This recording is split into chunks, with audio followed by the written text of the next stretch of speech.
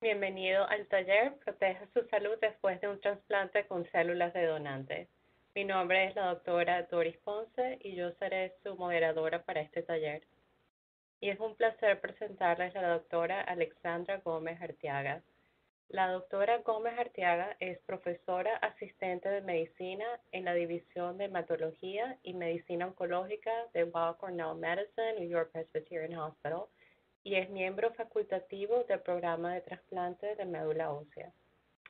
La doctora Gómez Arteaga se especializa en cuidado de pacientes con cáncer en la sangre y otros desórdenes. Su investigación se enfoca en los trasplantes por leucemia agudas y desórdenes mieloides, estrategias para la prevención de recaídas, manejo de recaída de enfermedad post-trasplante de células madre y complicaciones a largo plazo de los trasplantes. Por favor, demos la bienvenida a la doctora Gómez Arteaga. Muchas gracias, doctora Ponce, por su introducción. Es un placer estar acá. Hoy vamos a hablar sobre cómo proteger la salud después de un trasplante con células de donante o un trasplante halogénico. Los objetivos de la charla son tres. El primero es reconocer cómo el trasplante con células de donante puede afectar la salud de los pacientes y causar efectos adversos en otros órganos. El segundo va a ser cómo saber cuáles son las recomendaciones básicas para proteger cada órgano después de un trasplante con células de donante, y nos vamos a enfocar en la prevención, la identificación temprana y el tratamiento. Y tercero, vamos a tener una lista que se puede utilizar por cada paciente después de un trasplante, como una lista de chequeo. Esta diapositiva salió un poquito loca, pero vamos a hablar. El trasplante con células de donante, cuando hablamos con los pacientes inicialmente nos enfocamos en el proceso, las complicaciones y los riesgos inmediatos. Generalmente los pacientes se enfocan en la primera fase, que es en el hospital, la segunda fase, que es cerca a la casa, cerca al hospital, entre afuera del hospital y el hospital, la tercera parte de volver a la casa, la cuarta parte empezar a tener un proceso de volver a la vida, y la quinta parte que ya es sobreviviente. Pero por curar la enfermedad aceptamos muchas cosas. Aceptamos días en el hospital y riguroso plan de seguimiento, quimioterapia, radioterapia, medicamentos que bajan el sistema inmune, tomar más de 15 medicinas al día o muchas más, infecciones, efectos adversos en órganos, efectos del trasplante y el impacto emocional. Y la verdad es que sobrevivir no es suficiente. En el 2015 en Estados Unidos habían casi 70,000 pacientes sobrevivientes de trasplante con células de donante. Se espera que en el 2030 este número sea triplicado. Más de 230,000 pacientes van a ser sobrevivientes de células de trasplante con células de donante. Y si vemos cuáles son las características de estos pacientes, el 60% van a ser pacientes entre 18 y 59 años, y el 25% de los pacientes van a ser mayores de 60 años o más. Obviamente el otro 25% son los pacientes pediátricos. Pero ¿cuál es el costo de sobrevivir? Y el objetivo realmente es sobrevivir con una buena calidad de vida. A los 5 años, si miramos todos los pacientes sobrevivientes, 8 de cada 10 pacientes van a tener una condición asociada al trasplante. Y si vemos cada paciente, la expectativa de vida sigue siendo 30% menor a la población general si miramos todas las características bases del paciente. Entonces, ¿qué es calidad de vida? Y esto es diferente para cada persona, pero si los vemos en grandes rasgos, creo que significa que una persona tiene un estado emocional adecuado, tiene una independencia física adecuada, tiene una independencia económica adecuada, y al mismo tiempo es estar en bienestar. Y estar en bienestar no significa simplemente estar sano, sino también tener una vida saludable, es tener buenos hábitos alimenticios, buenos hábitos del sueño, hábitos de salud mental. Entonces, ¿cómo nos enfocamos en el plan de cuidado después del trasplante con células de donante? Lo primero es que es una coordinación de un equipo multidisciplinario. Empieza con el equipo de trasplante y se puede también basar con grupo de pacientes sobrevivientes, médico internista primario y otros especialistas. Pero lo que queremos hacer es que tenemos que prevenir que pase algún efecto adverso en otro órgano. Si pasa, queremos identificarlo tempranamente y después empezar tratamiento adecuado. Le vamos a tener al final unos links de cuáles son las guías interactivas que existen, donde el paciente puede mirar cuáles son sus guías de sobreviviente y las pueden tener en internet. ¿Por qué nos enfocamos en el cuidado post-trasplante? Sabemos que el trasplante puede tener un envejecimiento acelerado. Durante las primeras 6 semanas después de iniciar la preparación para el trasplante con células de donante, cuando empezamos la quimioterapia, la aptitud física y el estado físico de los pacientes pueden disminuir hasta un 25%.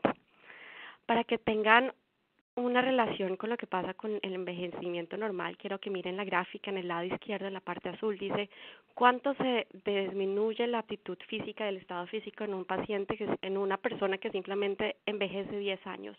Y en 10 años se disminuye más o menos un 10%. La siguiente columna nos muestra a una persona, generalmente mujeres, que tienen 12 semanas de una quimioterapia para cáncer de seno. Esa quimioterapia de cáncer de seno en 12 semanas disminuye lo mismo que esos 10 años de envejecimiento. Pero si vemos el trasplante como tal alogénico, en solo 6 semanas es casi el doble. Y no quiero que nos asustemos, pero quiero que saber que realmente es reversible, pero necesita dedicación y programa de rehabilitación física. Esto empezamos antes del trasplante. Los pacientes obviamente vienen a un trasplante después de estar por algún tiempo con alguna enfermedad. Entonces necesitamos enfocarnos en prevenir que el estado físico disminuya antes del trasplante, durante la estadía en el hospital, después del trasplante, en el programa de supervivencia. Yo siempre les digo a mis pacientes que toca volverse las personas más saludables del mundo. ¿Y por qué? Porque la actividad física ayuda a mejorar el estado físico, a evitar la pérdida de densidad ósea, mirar que los huesos, prevenir que los huesos pierdan su fuerza, prevenir bajo peso u obesidad, mejorar el estado emocional, disminuir el riesgo cardiovascular y disminuir el riesgo pulmonar. Acá vamos a ver cuáles son los órganos afectados y vamos a ver uno por uno, pero en general la idea es que todos los órganos pueden estar afectados después de un trasplante de médula ósea. Entonces vamos a mirar el diagnóstico, factores de riesgo, tamizaje, detección y tratamiento. Entonces el primero es el impacto cardiovascular. La incidencia de los riesgos cardiovasculares a los 10 años del trasplante es alto, que es decir, si una persona tiene un trasplante a los 10 años, es probable que tenga hipertensión. 4 de cada 10 personas, 38%, tienen hipertensión a los 10 años. Más o menos el 20%, 18% van a tener diabetes y la mitad va a tener el colesterol elevado. Si sabemos que todos estos pacientes pueden tener uno de esos riesgos, más de uno va a tener uno, dos o tres, es decir, 30% de los pacientes pueden tener los 3 riesgos que son los más comunes para enfermedad cardiovascular. Entonces, la incidencia de enfermedad cardiovascular de los pacientes es del 5 al 11% después de un trasplante. Es decir, que un paciente tenga enfermedad coronaria, falla cardíaca o arritmia puede ser 3 o 4 veces más que la población general. ¿Cuáles son los factores de riesgo? Obviamente los antecedentes del paciente antes del trasplante importan, es decir, si tenemos la enfermedad de historia previa de enfermedad cardiovascular, pero también la edad, si tenemos obesidad y si tenemos complicaciones del trasplante como tal. La historia de enfermedad de injerto contra huésped y los medicamentos que necesitamos usar pueden aumentar este riesgo cardiovascular. Si tuvimos condicionamiento con radiación, y tenemos historia de tener otro tipo de quimioterapias para otro tipo de cánceres, como historia de antraciclinas. Ahora el impacto pulmonar. El impacto pulmonar son 2 grandes, uno se llama neumonía organizada criptogénica y el otro se llama bronquiolitis obliterans. La primera, la neumonía organizada criptogénica, es simplemente como una neumonía, es decir, los pacientes tienen tos, falla, no pueden respirar y cuando hacemos una imagen se ve como si fuera una neumonía, pero al final no vemos nada y es una respuesta de inflamación del pulmón. Sabemos que no responde a antibióticos, lo detectamos con un TAC de tórax y hacemos con tratamiento con esteroides. La bronquiolitis obliterans, por otro lado, no causa ningún síntoma y los pacientes están bien y simplemente les hacemos pruebas de función pulmonar, esas pruebas donde los pacientes soplan en un tubito antes del trasplante y los volvemos a hacer después del trasplante y nos damos cuenta que la función del pulmón se está disminuyendo. Y eso nos debe, para los doctores de los pacientes nos tiene que indicar que tenemos que hacer un tratamiento. ¿Cuáles son los factores de riesgo? Radiación, quimioterapia, fumar, historia de enfermedad pulmonar, tener muchas infecciones pulmonares o historia de enfermedad de injerto contra huésped. Entonces, tanto para el corazón y para el pulmón, ¿qué hacemos? Pues, ¿cómo miramos si los pacientes tienen esto? Uno, hacemos pruebas de función pulmonar frecuentes después del trasplante y hay ciertos pacientes que las tienen que tener más frecuentes que otras personas que tienen enfermedad de injerto contrahuésped o alguno de los factores de riesgo que dijimos pueden necesitar pruebas de función pulmonar más seguidas. Hacemos pruebas de esfuerzo para saber que el corazón tenga una buena capacidad y que no tenga problemas de enfermedad coronaria. Miramos que el ecocardiograma, que la función del corazón esté bien después del trasplante, y para ciertos pacientes necesitamos hacer TAC de tórax para mirar que los pulmones estén bien. ¿Qué intervenciones hacemos si ya tenemos alguna de las enfermedades cardiovasculares o pulmonares? Pues depende de cuál, pero en general siempre vamos a mirar controlar los factores de riesgo, es decir, dieta, ejercicio y estrés. Hacemos un programa de rehabilitación cardiopulmonar de ejercicio. Estamos diciéndoles a los pacientes que por favor dejen de fumar después del trasplante y empezamos medicamentos para disminuir el riesgo. Y lo último que vamos a hablar después es las vacunas. Si ya tenemos problemas del corazón o del pulmón, estar vacunado y tener una buena respuesta inmune ayuda a prevenir complicaciones después. Esto me lleva al siguiente tema, que son el sistema inmune y la reconstitución inmune. ¿Qué significa? Cuando cambiamos las células, con el trasplante de células de donante, cambiamos todo el sistema inmune del organismo. Y el sistema inmune tiene los generales del sistema inmune, que son los linfocitos, que son las células T y las células B, pero esos linfocitos, esos generales, pueden demorarse meses en ser fuertes después de un trasplante. ¿Y de qué depende esto? Depende de la quimioterapia que el paciente recibió como condicionamiento o preparación del trasplante, qué tipo de donante el paciente tuvo, qué tipo de inmunosupresión el paciente tuvo, si tuvo una enfermedad de injerto contrahuésped y la edad del paciente. En la gráfica al lado izquierdo podemos ver cuál es la incidencia acumulada de muertes por infecciones para los pacientes que están vivos después de 2 años. Entonces, el tiempo empieza en el 2, es decir, después de 2 años, pacientes pueden empezar a tener problemas bacterianos, de virales o hongos o múltiples. Y hay un riesgo de muerte simplemente por tener una infección que puede ser más o menos al 5% casi en 12 años. ¿Cómo prevenimos esto? ¿Qué hacemos para prevenir problemas de infecciones? Lo primero es que queremos que los pacientes sigan con la profilaxis, con los medicamentos para prevenir infecciones, hasta que el sistema inmune esté fuerte, y es no parar antes de tiempo. Yo sé que muchos pacientes dicen que tenemos muchas pastillas por mucho tiempo, pero al mismo tiempo queremos es prevenir infecciones que pueden ser tardías. Las prevenciones que más hacemos es la prevención contra neumocistis, la prevención contra la varicela zoster, algunos pacientes lo llaman culebrilla, prevención adicional, si hay enfermedad de injerto contrahuésped, por todos los inmunosupresores que hay, necesitamos prevenir contra ciertas bacterias o organismos adicionales como bacterias encapsuladas, hongos o virus como el CMV.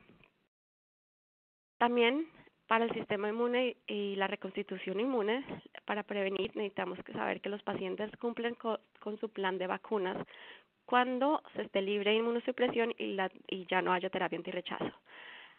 Existen unas guías específicas, no las voy a nombrar acá, pero sus doctores pueden decirles cuáles son las vacunas que necesitan estar después del trasplante.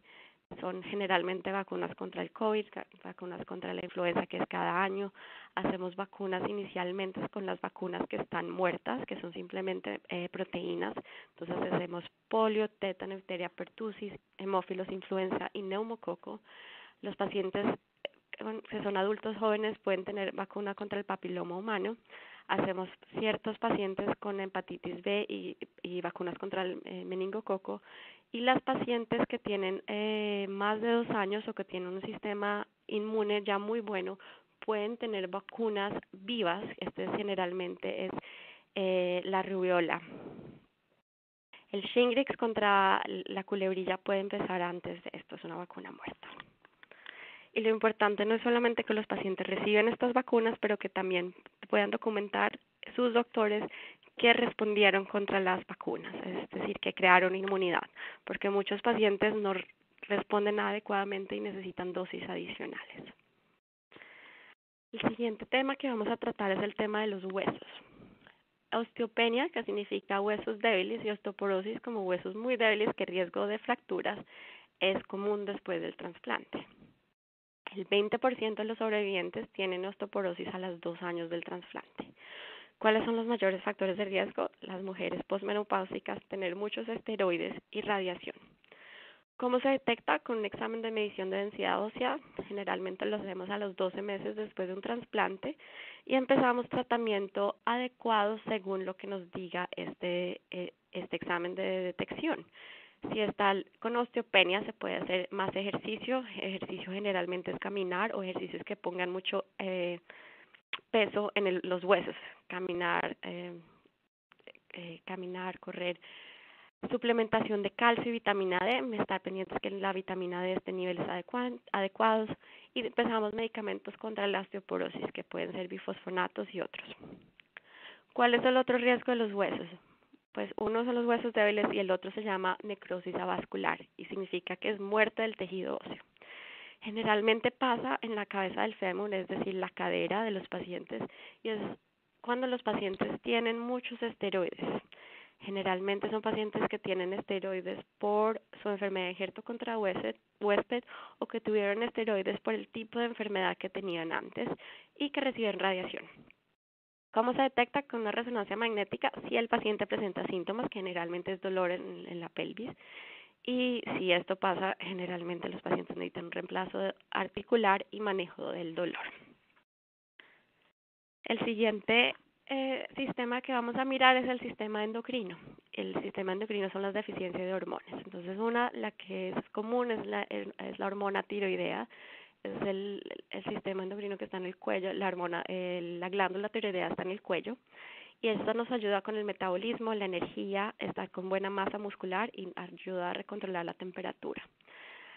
Todo lo que hacemos para el trasplante, tanto como la quimioterapia o la radiación, puede afectar esta glándula tiroidea y puede crear que los pacientes se vuelvan con hipotiroidismo.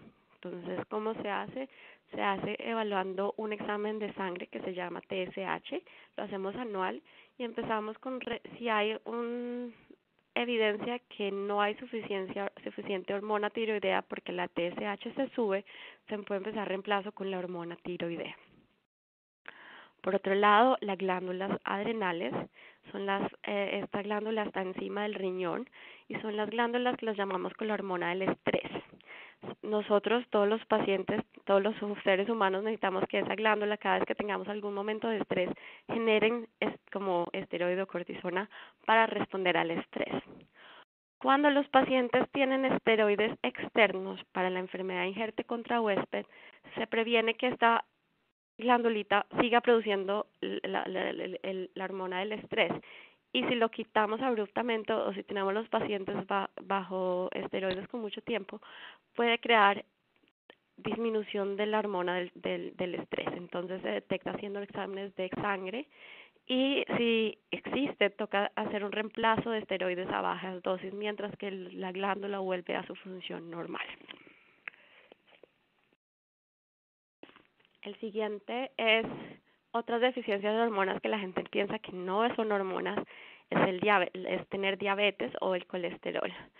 Entonces, el síndrome metabólico. ¿Por qué? El páncreas es un órgano que produce la insulina. ¿Qué pasa con todo lo que hacemos para el diabetes, para el trasplante, con el condicionamiento, la quimioterapia, la radiación, los medicamentos? Generamos que en ciertos pacientes el páncreas no funcione suficientemente y no genere la hormona de la insulina. Al mismo tiempo, muchos pacientes suben de peso después de bajar de peso inmediatamente después del trasplante, pero después de unos años empiezan a subir mucho de peso.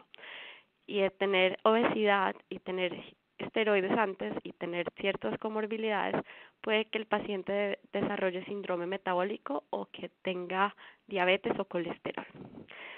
¿Cómo se previene? Con ejercicio, con dieta balanceada, con hábitos, dejar de fumar, moderar el alcohol y con medicamentos para el metabolismo, como si tiene diabetes, hay ciertos medicamentos para la diabetes, en algunos casos se necesita insulina, algunos pacientes que tienen el colesterol alto necesitan una estatina para prevenir el colesterol y se trata como tal globalmente el síndrome metabólico. Y obviamente el sueño, muchos pacientes pueden estar roncando o no duermen bien y esto también puede aumentar el riesgo de tener síndrome metabólico.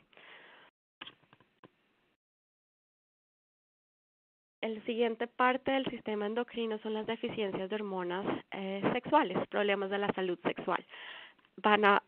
En el simposio hay 2 charlas, uno para mujeres y uno para hombres sobre problemas de la salud sexual, así que no me voy a expandir mucho en esto y los invito a que vean estas charlas. Pero en las mujeres lo que pasa es que hay un riesgo de fallo ovárica prematura para las mujeres que están en un trasplante antes de estar en la menopausia. Tanto como la quimioterapia como la radiación puede prevenir que los ovarios secreten el estrógeno y esto puede generar cambios en la vagina, bajo líbido y si ya los ovarios no están generando nada de estrógeno, hacemos algo que simplemente hay una menopausia temprana. Entonces, si hay menopausia temprana, los pacientes mujeres pueden empezar, en que son muy jóvenes, pueden empezar a tener todos los síntomas que las mujeres experimentan cuando ya tienen la menopausia: calor, sofoco, infertilidad. Las pacientes que tienen enfermedad de injerto contra huésped pueden tener enfermedad de injerto contra huésped en el área de la vagina. Entonces, esto también tiene que ser evaluado constantemente y esto les voy a recomendar ver la charla de enfermedad de injerto contra huésped mañana. Entonces, ¿cómo los miramos? Miramos con síntomas, toca estar seguros que se puede hablar de cualquier cosa con sus doctores y por favor es importante que puedan mencionar que tienen algún síntoma que quieran discutir con sus doctores. 2, hacemos unos laboratorios para mirar cómo está el sistema del ovárico y del estrógeno en las mujeres y miramos cómo está la FSH, el LH y el estradiol. Y en algunos pacientes podemos hacer reemplazos con estrógenos. Pueden ser tan básicos como estrógenos simplemente en la vagina o puede ser un reemplazo hormonal sistémico que tiene que ser seguido adecuadamente por los especialistas de ginecología. Y a estos pacientes les recomendamos que los siga un ginecólogo y un endocrinólogo. Para los hombres es similar. Si la quimioterapia o la radiación afecta la producción de testosterona, puede haber disfunción eréctil, bajo líbido e infertilidad. En algunos pacientes los mandamos al urólogo, especialistas para que hagan reemplazo hormonal y seguimiento con urología y endocrinología. El sistema nervioso central es un sistema que todos los pacientes experimentan algún tipo de efecto adverso. Generalmente la gente empieza con un déficit cognitivo, que simplemente lo llaman como chemo brain o tener el cerebro de quimioterapia, pero puede ser más complicado por infecciones del sistema nervioso central, tener toxicidad por medicamentos, por ejemplo los medicamentos que tomamos como el tacrolimus, que es muy común en el trasplante, pueden generar temblor en el 30 al 70% de los pacientes, o algunos de las quimioterapias o radiación pueden generar que hayan efectos en las neuronas, que generen neuropatías, es decir, dolor en las extremidades. ¿Cómo se evalúa? La incidencia varía.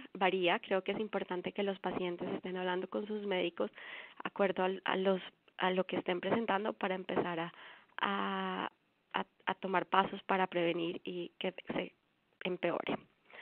Miramos con resonancias magnéticas, evaluación por neurología y pruebas de neuropsicología y hacemos tratamiento dirigido. En esto está también los efectos neuropsicológicos, es decir, el estrés, el síndrome de estrés postraumático después del trasplante, depresión y ansiedad. Es muy común en los pacientes, creo que muchos de los pacientes no quieren hablarlo al respecto ni con sus doctores ni con sus familias, pero sí algo quiero dejar claro es que hay muchas opciones para que los pacientes se sientan acompañados. Recomendamos terapia individual, terapia como grupos de apoyo.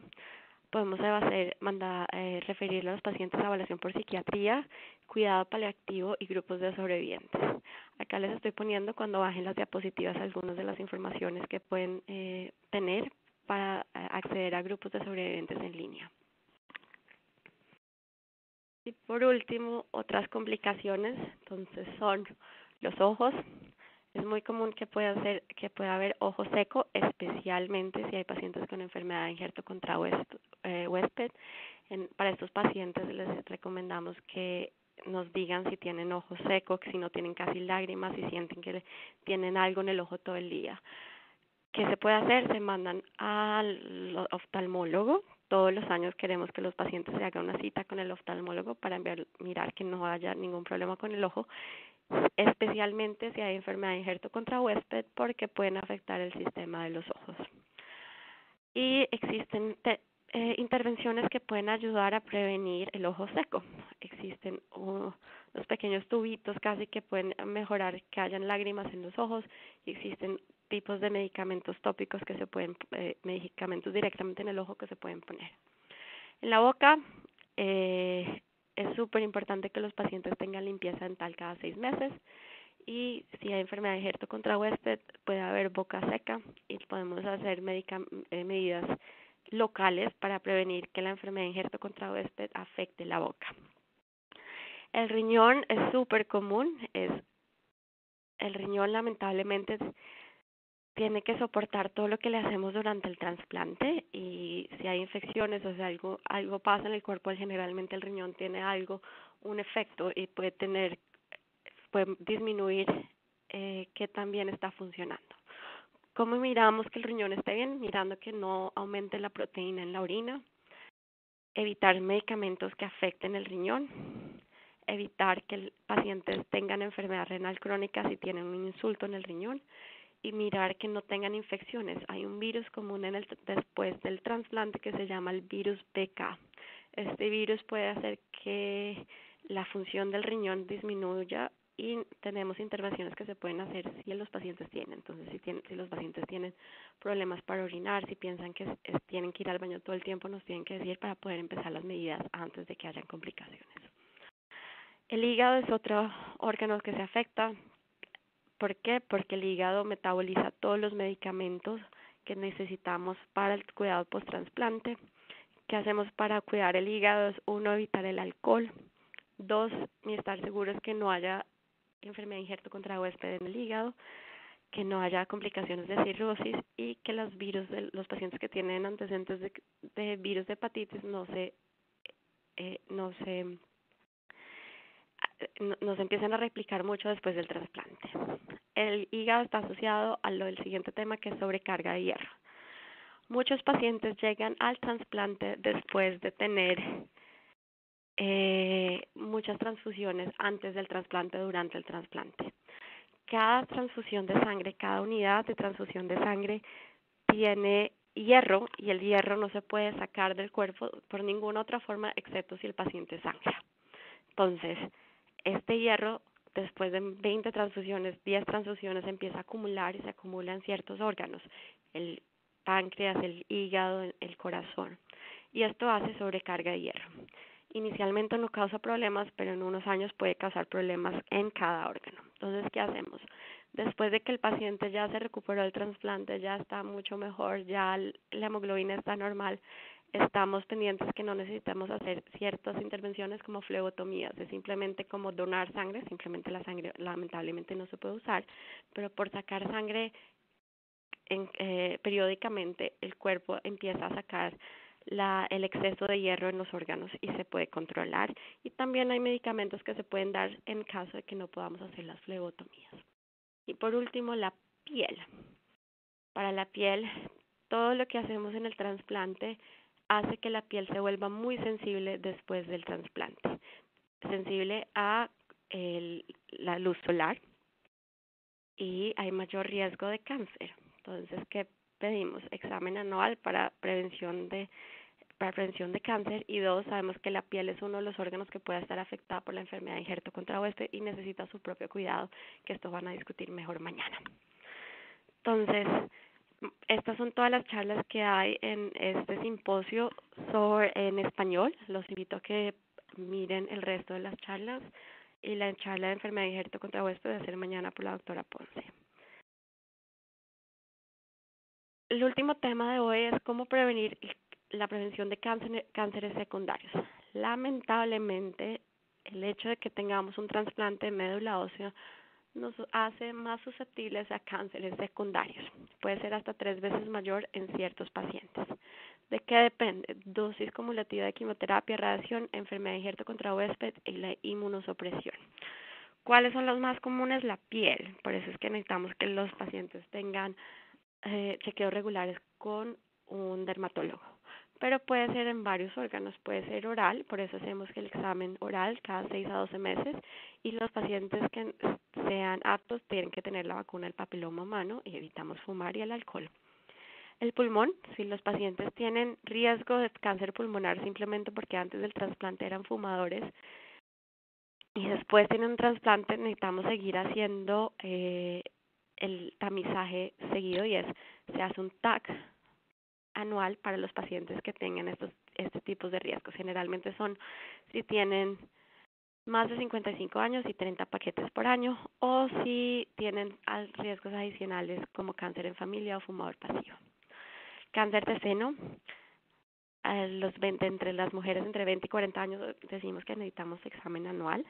Mayor de 40 años hacemos examen anual y mamografía. Para un grupo de pacientes que pueden tener trasplantes que son de alto riesgo, son los pacientes que tuvieron radiación en el tórax específicamente. Generalmente son pacientes jóvenes que tuvieron radiación por un linfoma. Para estas pacientes les recomendamos que a los 25 años o 8 años después de tener la radiación en el tórax, que empiecen una tamizaje que es con con tres cosas: examen anual, mamografía y resonancia, según lo que diga su ginecólogo. Esofágico, el cáncer esofágico puede ser después del trasplante, igual que en la población general, se hace una endoscopia según los síntomas. El cáncer colorectal es muy común en toda la población general, entonces por eso pedimos que todos los pacientes hagan una colonoscopia por lo menos cada 10 años o según las indicaciones. Y si no se puede colonoscopia, hay otros tipos de tamizaje que se puede hacer como TAC de colonografía de TAC, sigmoidoscopía cada 5 años o sangre oculta o inmunohistoquímica anual. Y cáncer del papiloma humano, del cáncer en el cervix se hace con detección de papiloma humano y Papa Nicolau según lo que diga su ginecólogo. Entonces, las conclusiones: es importante tomar el control de su cuidado post-trasplante y plan de sobreviviente. Esto ayuda a retomar el control de su vida. Es importante la prevención, reconocer e intervenir, y hay varios recursos, toca utilizarlos. Les estoy dando al final en las diapositivas que pueden bajar, donde pueden tener recursos en línea en español. Están tanto los recursos de BDMatch como de BMT Infonet y hay otros guías en español que se pueden acceder y pueden hacer sus terapias, su plan de tratamiento, plan de tamizaje según sus factores de riesgo. Y con esto termino y vamos a responder preguntas. Muchas gracias. Bueno, gracias, doctora Gómez Orteaga, por esta excelente presentación. Y ahora aceptaremos preguntas. Como recordatorio, si tiene una pregunta, escríbala en el cuadro del chat en la esquina inferior izquierda de su pantalla. Y vamos a pasar a la primera pregunta.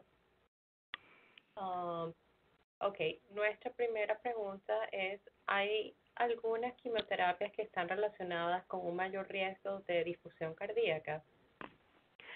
Lamentablemente sí. Ciertas quimioterapias, por ejemplo, para pacientes que tuvieron ciertos cánceres antes, como cánceres de seno, que tienen antraciclinas, es uno de los grupos de quimioterapia que están más asociados a problemas cardíacos.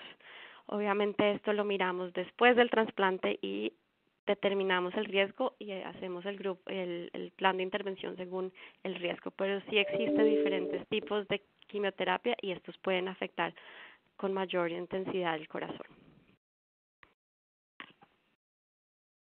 Okay, muchísimas gracias. La siguiente pregunta: ¿cuáles son las causas de sobrecarga de hierro? Ok, esto hablamos un poquito y es simplemente transfusiones de sangre. Cada paquetico de sangre tiene hierro. El hierro es lo que se pega a la hemoglobina y el hierro es lo que está en la hemoglobina y lo que ayuda a cargar el oxígeno alrededor del cuerpo. Lamentablemente, con cada paquete de sangre que les damos a los pacientes porque tienen anemia durante su tratamiento inicial, hace que haya más y más hierro en el cuerpo. Entonces, después del trasplante, si la hemoglobina vuelve a un nivel normal, se pueden empezar flebotomías, es decir, sacar literalmente es como si el paciente donara una unidad de sangre, pero lo que estamos tratando de hacer es sacar el hierro. Si el paciente no puede tolerar que dar esa sangre, o sea, desde las flebotomías, tenemos medicamentos que pueden ayudar a excretar el hierro.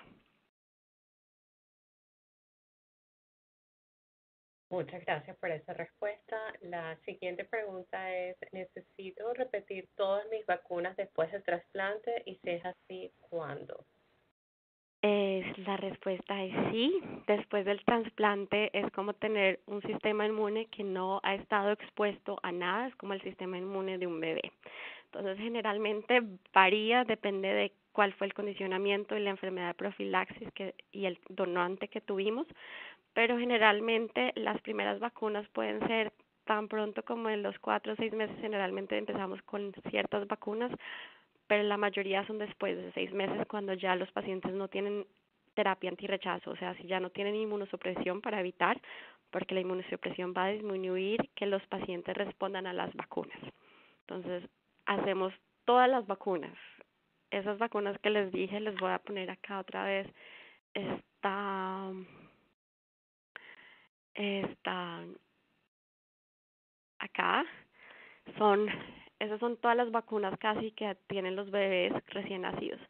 Generalmente las primeras que damos es COVID, obviamente influenza, y damos estas vacunas que son 4: polio, tétano, difteria, pertussis, hemófilos, influenza y neumococo, y damos varias dosis de estas para primero estar seguros que el paciente respondió y después empezamos con el resto. Las vacunas vivas se empiezan después de 2 años. Y como dijimos, hay ciertos pacientes que aunque les demos las 3 dosis iniciales no responden porque pueden tener enfermedad de injerto contra huésped, porque tienen todavía algunos medicamentos que disminuyen el sistema inmune. Y si esto pasa, toca hablar con su doctor para mirar cuál va a ser su plan de estrategia para revacunar o prevenir que hayan infecciones. Nuestra siguiente pregunta es, mi donante era 100% compatible porque tengo enfermedad de injerto contra huésped crónica.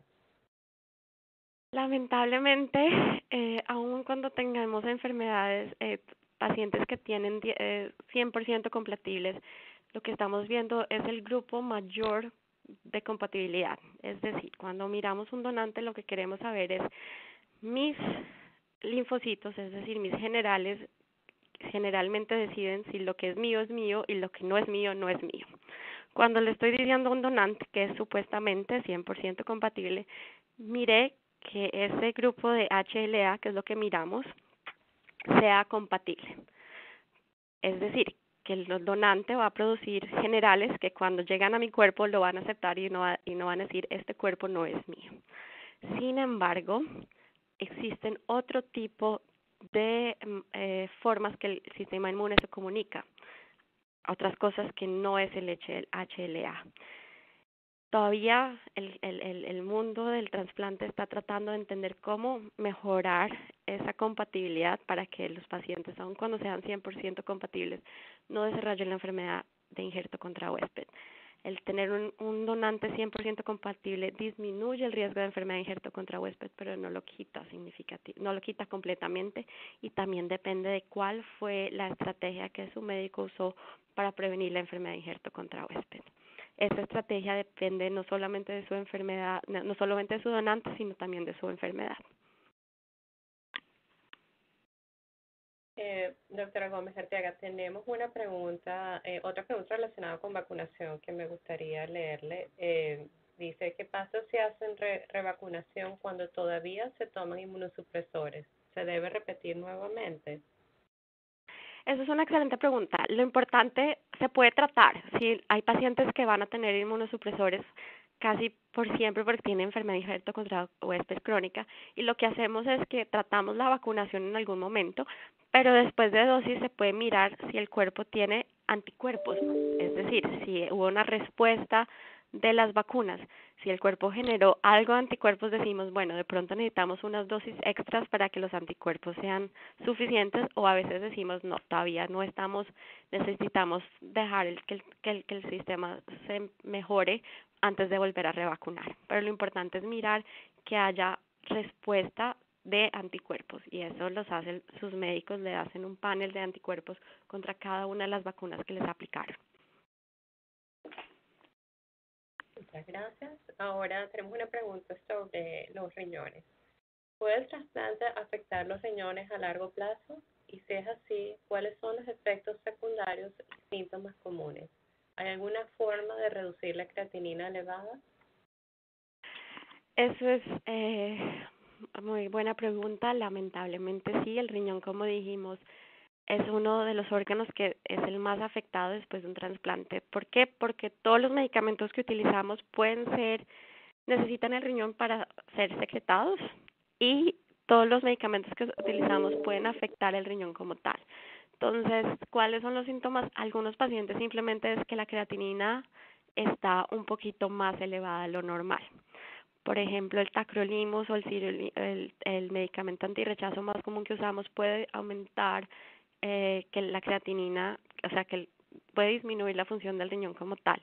Entonces, síntomas no necesarios. El paciente puede no tener síntomas, pero cuando hacemos los exámenes vemos que la creatinina está más elevada.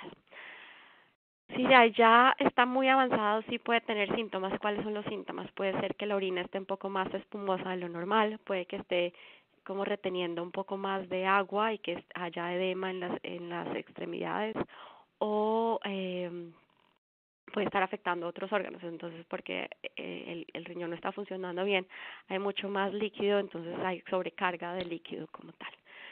¿Qué se puede hacer? Uno es como evitar los medicamentos que damos al paciente para que no sigamos dándole más trabajo al riñón. Entonces, es una combinación de hablar con los doctores del riñón, con los nefrólogos, y estar pendientes que los medicamentos que demos sean los absolutamente necesarios y evitar que hayan más, eh, eh, como, que haya algo más que vaya a afectar al riñón. Es decir, si un paciente ya tiene enfermedad del riñón, no quiero darle ibuprofeno que puede aumentar, que puede disminuir la función del riñón, porque puede entonces causar falla renal. Muchísimas gracias. Y esta va a ser nuestra última pregunta porque nos estamos quedando sin tiempo. Y la pregunta es, ¿con qué frecuencia debo hacerme la colonoscopia? ¿Es más frecuente que la población general? Excelente pregunta. La respuesta es no. Según su colonoscopia, les voy a poner acá colorectal. La primera debe ser según los estándares. Entonces, generalmente a los 45 años empezamos con el tamizaje de colonoscopia, a menos que haya historia de cáncer de colon o que tenga un riesgo particular que puede ser discutido con su doctor. Cuando le hagan la colonoscopia, el doctor de gastroenterólogo va a decir su recomendación según lo que vea. A algunos pacientes les dice, todo está bien, nos vemos en 5 años. A unos les dice, vi algunas cositas raras que quiero hacer otra colonoscopia en 1 año o en 3 años. Y lo más importante es seguir el plan de tratamiento según lo que dé esa colonoscopia. Muchísimas gracias y vamos a cerrar esta conferencia. Queremos, en nombre de BMT Infonet y nuestros socios, nos gustaría agradecer a la doctora Gómez Arteaga por sus útiles comentarios y gracias a la audiencia por sus excelentes preguntas. Comuníquese con BMT Infonet si podemos ayudarlo de alguna manera y por favor disfrute el resto del simposio. Muchas gracias. Muchas gracias.